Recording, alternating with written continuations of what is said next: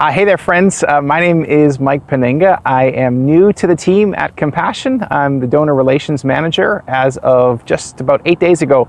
I just wanted to share this little video because it came out of our chapel this morning, which I loved that. I love the way that Allison and the leadership team is leading in this season.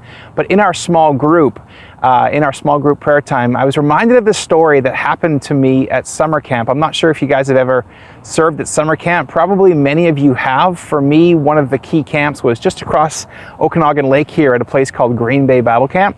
And I was 23 years old. I was the assistant program director. It was a Tuesday afternoon. It was lunch hour, actually, and I had 200 kids and all these staff, and it was dumping rain, and our whole afternoon activities had to be canceled and restructured like all of a sudden in that moment. And I remember this feeling of being so overwhelmed by all the decisions that I had to make.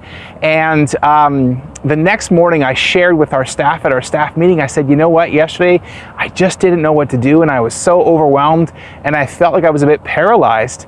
And I'll never forget what the staff said to me then. They said, why didn't you tell us?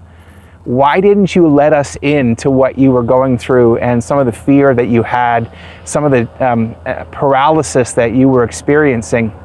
Because we could help, because we were all in this together. And as a 23-year-old, that lesson, that leadership lesson, just landed so heavy on me. And so in this season with us at Compassion, I just love that phrase, why don't you ask? Why did you keep it to yourself? Why did you hold those fears so close? And I love how our leadership is leading us to share how we're doing and how we're feeling in this season.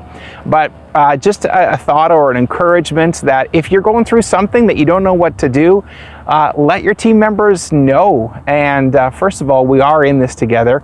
But secondly, they probably have some wisdom and experience and insight that can add value and help us to make better decisions in this season. So what an honor to be a part of Compassion Canada for such a time as this.